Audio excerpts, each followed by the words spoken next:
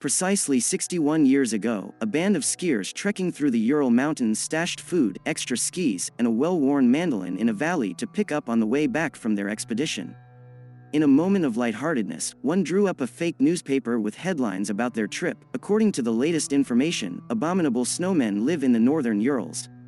Their excess equipment stored away, the group began moving toward the slope of Peak 1079, known among the region's indigenous people as Dead Mountain. A photograph showed the lead skiers disappearing into sheets of whipping snow as the weather worsened. Later that night, the 9 experienced trekkers burst out of their tent half-dressed and fled to their deaths in a blizzard. Some of their corpses were found with broken bones, one was missing her tongue. For decades, few people beyond the group's friends and family were aware of the event. It only became known to the wider public in 1990, when a retired official's account ignited a curiosity that soon metastasized. Today, the Dyatlov Pass incident, named after one of the students on the trek, Igor Dyatlov, has become Russia's biggest unsolved mystery, a font of endless conspiracy theories. Aliens, government agents, Arctic dwarves, and yes, even abominable snowmen, have at various points been blamed for the deaths. One state television show regularly puts self-appointed experts through a theatrical lie detector test to check their outlandish explanations. A year ago, the Russian Prosecutor General's office announced a new inquiry into the deaths, to stop what it called the growth of rumors and to establish the truth. Investigators traveled to the area to reenact parts of the incident and are expected to announce their conclusions soon. But if the Dyatlov Pass incident has shown anything, it's that closure will be elusive. Even a definitive judgment is unlikely to quell speculation. In Russia, conspiracy theories are an essential part of daily life. It's our Soviet mystery that we want to solve, Natalia Barsegova, who has been publishing articles on the case for the newspaper Komsomolskaya Pravda since 2012, told me. Every person who starts researching it thinks he's the one who can solve it, but the deeper he goes, the more the swamp sucks him in. An unsolved mystery such as the Dyatlov Pass incident would no doubt rile up truthers in the United States, but the Russian obsession with the incident is above and beyond American Internet forum debates on Area 51 and the Chupacabra. Whereas U.S. conspiracy theories often develop on the fringes of public life, a line that has admittedly been blurred in the Donald Trump era, conspiracy mongering is mainstream in Russia, a country in which 57% of the population believes the Apollo moon landings were a hoax. And while this belief in secret plots typically begins at the grassroots level in the U.S., in Russia it has more often come from the top down.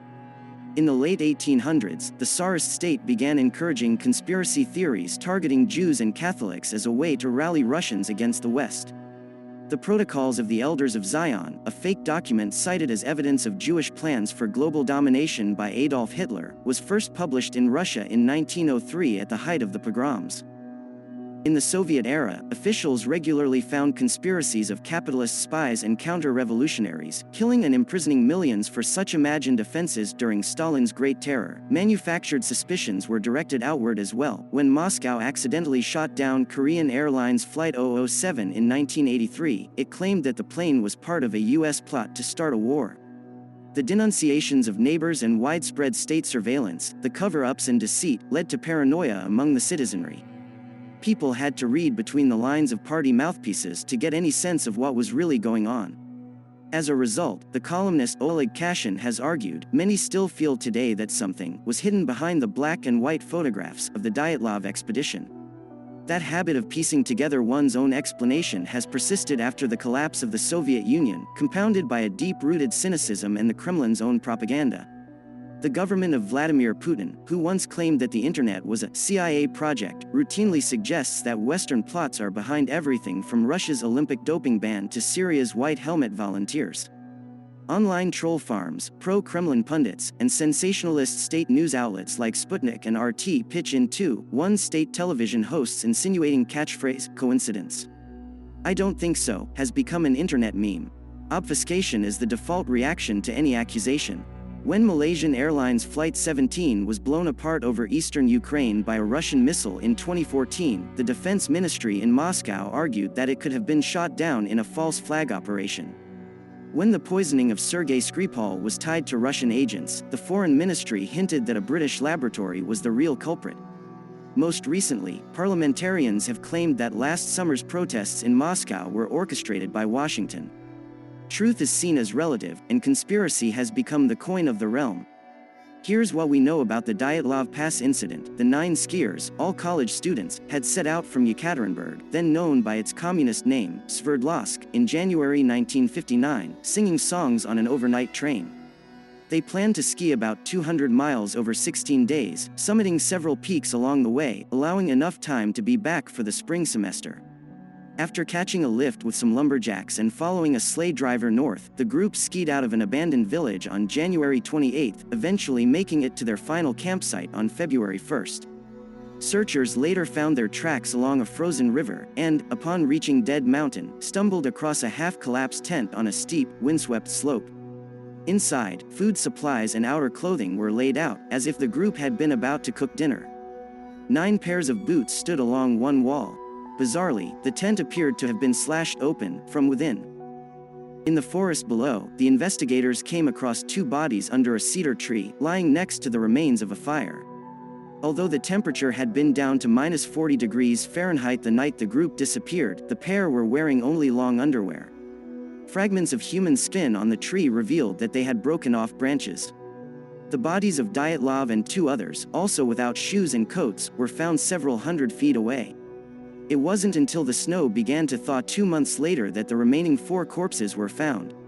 2 had broken ribs, and 1 skull was partially crushed. The inquiry, carried out in spring 1959, left many questions unresolved. Why did the skiers flee the tent to certain death in the wind and snow? What caused the blunt force traumas? Why did an analysis find elevated levels of radioactivity on 2 of the victims' clothing? These questions were all beyond the purview of the official investigators, who, while baffled, concluded that there had been no foul play and that the students were killed by an elemental force that the tourists were not able to overcome. The case was closed, and the findings were archived as secret, as was routine in the Soviet Union at the time. A local journalist was barred from filing a report on the incident, and for decades the only publication related to the mystery was a novel by one of the searchers.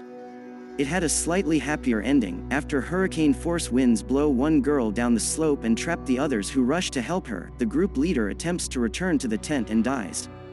The rest find shelter in a trapper's hut. But then came the Soviet breakup, which lifted the curtain of silence over the traumatic past. The extent of Stalin's repressions was revealed to the public, as was the existence of the Molotov-Ribbentrop Pact. Impoverished by financial collapse, and shocked that much of what they had been taught since childhood was a lie, many Russians were cast emotionally adrift. Faith healing, cults, and pyramid schemes flourished. Onto this ripe ground fell the seed of the Dyatlov mystery. In January 1990, the former Communist Party head of a town near the Dyatlov Pass wrote a response to a newspaper article about a supposed UFO sighting in the area. In it, he described what had happened to the skiers, claiming that holes in their tent were made by falling debris from a rocket test. The paper later published a story in which Lev Ivanov, the lead investigator on the 1959 Dyatlov inquiry, was quoted as saying the students were killed by a UFO. The article also repeated rumors that the group could have been killed by indigenous people or radiation from a weapons test. In fact, the balls of fire, referred to in the story, had been seen weeks after the students' deaths and were attributable to documented missile tests. A few months later, Ivanov wrote his own article in another newspaper blaming the students' injuries on a heat ray or a strong energy that is completely unknown to us. With UFOs, secret documents, and hints of a government cover-up, Khrushchev was informed about the event at the very beginning. Ivanov wrote, the articles were a conspiracy theory starter kit. By the late 2000s, Dyatlov had made it to national newspapers and television. An ever-growing web of theories has since emerged, claiming that poisoned alcohol, the descendants of ancient Aryans, or a variety of fantastical weapons like a vacuum bomb were responsible. The fact that the deputy engineer of the Chernobyl nuclear power plant had the same surname as Igor Dyatlov raised suspicions of some connection to that disaster. Several theories hold that the Dyatlov group included a KGB or CIA agent. Even those closest to the tragedy have blamed the deaths on some nefarious plot. Yuri Yudin, a student who briefly accompanied the group before turning back due to illness, said before his death that he believed his friends saw something they shouldn't have seen and were forced at gunpoint to fabricate a scene to confuse investigators, then left to die. When I spoke to Yuri Kuntsevich, who attended the students' funerals as a boy and has since become an oft-quoted researcher and head of the Dyatlov Memorial Fund, I was hoping for a clear-eyed assessment to cut through the noise. Instead, he argued that the students had been asked by a Western agent named the Mole to photograph a secret missile test. After doing so, they were murdered by drunken convicts guarding the pass. Then they moved the tent 1.5 kilometers to an impractical place. That was done by a mop-up team of soldiers. They had several helicopters, he told me matter-of-factly. Dyatlov's own sister, Tatiana Permanova, told me she had heard a raft of theories but could only repeat what her parents had told her at the time of her brother's disappearance and death. They were sure, she said, that the military was somehow involved. So what really did happen the night of February 1, 1959? The theory put forward by the American researcher Donny Ikar, as well as by some Russian scientists, is that severe winds blowing over the dome of the mountain created a Kármán vortex street of whirlwinds, which produced a low-frequency sound that is not entirely audible but vibrates hair cells in the ear, causing nausea and intense psychological discomfort.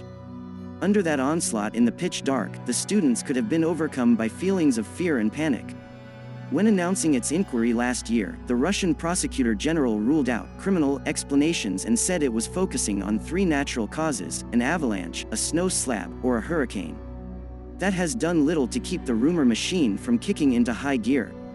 For months, fantastic new theories emerged on websites and TV shows, while Kuntsevich and relatives of some of the Dyatlov group, angry at prosecutors' refusal to consider non-natural causes for the deaths, have filed a complaint asking investigators to open a criminal case.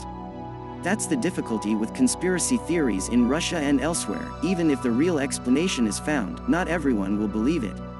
The mystery of the Dyatlov Pass incident may one day be solved, but it will never truly be put to rest.